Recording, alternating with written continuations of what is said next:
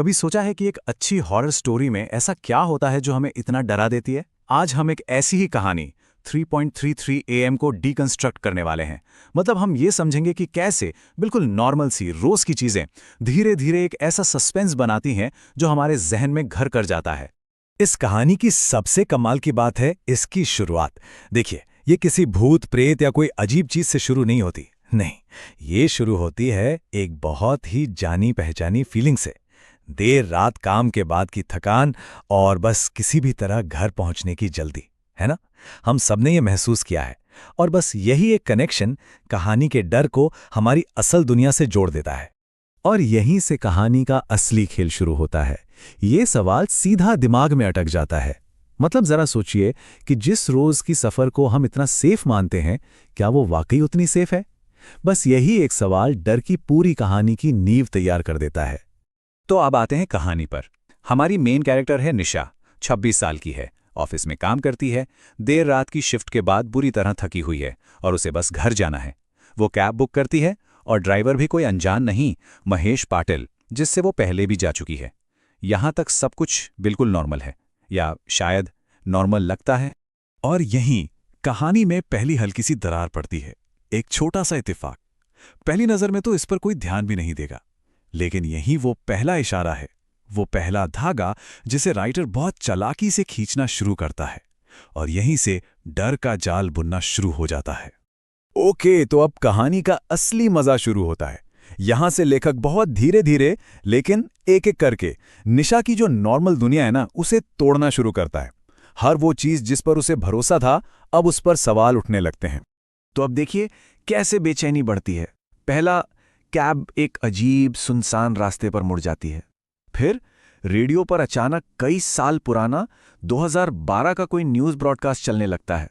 और सबसे अजीब, एक ही रोड साइन, एक ही होर्डिंग बार बार नजर आता है।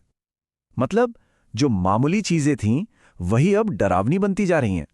और पता है, कहानी कहने की दुनिया में इसे क्लासिक टेक्निक माना जाता है, फोरशैडोइंग।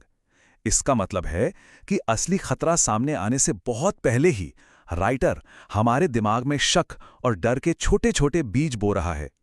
यह सस्पेंस बनाने का एक जबरदस्त तरीका है। तो चलिए अब कहानी के उस मोड़ पर चलते हैं जहां से सब कुछ पलट जाता है। ये वो मोमेंट है जो सिर्फ निशा को नहीं बल्कि हम सबको पूरी तरह से हिलाकर रख देता है। तभी निशा की दोस्त सना का फोन आता है और वो सिर्फ एक लाइन में कुछ ऐसा कहती है जो निशा की पूरी रियलिटी पर एक बड़ा सवाल खड़ा कर देता है। बस यही वो पल है जहां से कहानी का पूरा गेम ही बदल जाता है। और यहीं पर कहानी का सबसे बड़ा कॉन्फ्लिक्ट सामने आता है। सोचिए, एक तरफ निशा है जिसका मानना है कि वो कैब में है, ऑफिस से 10 मिनट दूर, और दूसरी तरफ सना है जो कह रही है कि निशा तो ऑफिस के गेट से बाहर निकली ही नहीं। दो अलग अलग एकदम उल्टी बातें एक ही टाइम पर सच कैसे हो सकती हैं? निशा कुछ समझ पाती इससे पहले ही उसका फोन बंद हो जाता है। लेकिन बंद होने से ठीक पहले उसकी नज़र ऐप की ट्रिप हिस्ट्री पर पड़ती है, और जो वो देखती है उससे उसके होश उड़ जाते हैं। आज की ये ट्रिप बिल्कुल वैसी ही है जैसी ठीक 1 साल पहले इसी तारीख को इसी ड्राइवर के साथ हुई थी। ये अब कोई इत्तेफाक नहीं हो सकता। तो अब बात बिल्कुल साफ हो जाती है। निशा सिर्फ किसी भूत के साथ कैब में नहीं बैठी है, वो असल में उस ड्राइवर के आखिरी पलों में, उसकी मौत के पलों में फंस गई है। वो एक टाइम लूप का हिस्सा बन चुकी है। और अब हकीकत और वहम के बीच की जो लाइन है ना, वो पूरी तरह से मिटने लगती है। सड़क पर अचानक एक पुलिस चेक पॉइंट दिखता है, लेकिन जैसे ही कार उसके आर पार निकलती है, वो हवा में गायब हो जाता है। ये ड्राइवर के अतीत की एक भूतिया परछाई है। और फिर समय रुक जाता है। डैशबोर्ड की घड़ी में सेकंड तो चल रहे हैं, पर मिनट आगे नहीं बढ़ता। घड़ी 3:33 पर अटक गई है। वो दोनों उस हादसे के ठीक उसी एक पल में हमेशा के लिए कैद हो चुके हैं। और यही वो पल है जिसके नाम पर इस कहानी का टाइटल है। हॉरर की दुनिया में इस कॉन्सेप्ट को घोस्टली लूप कहते हैं। मतलब एक ऐसी आत्मा जो अपनी मौत के दर्दनाक पलों को बार बार हमेशा के लिए जीने पर मजबूर है। महेश खुद कबूल करता है कि ठीक 1 साल पहले इसी रात इसी रास्ते पर एक एक्सीडेंट में उसकी मौत हो गई थी, और तब से उसकी आत्मा इसी सफर में फंसी हुई है। तो क्या कहानी यहां खत्म हो गई?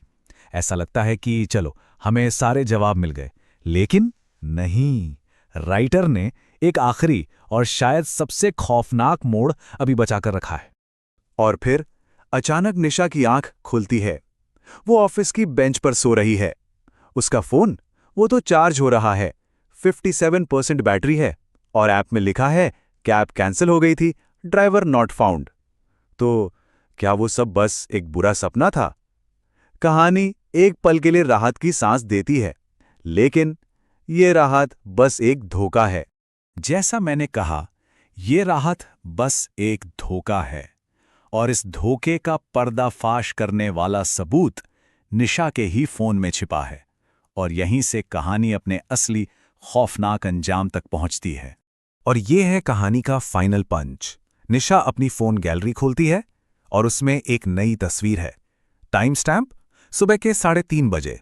ये फोटो कैब की पिछली सीट से ली गई है, जिसमें सामने का रियर व्यू मिरर दिख रहा है, और उस मिरर में महेश एक थकी हुई मुस्कान के साथ सीधा कैमरे में देख रहा है।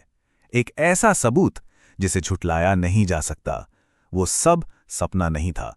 तो कहानी हमें इसी एक सवाल के साथ छोड़ जाती है। ज्यादा डरावना क्या है, आपकी कैब में बैठा एक भूत, या फिर आपके फोन में छिपा वो सबूत जो ये साबित कर दे कि वो भूत असली था?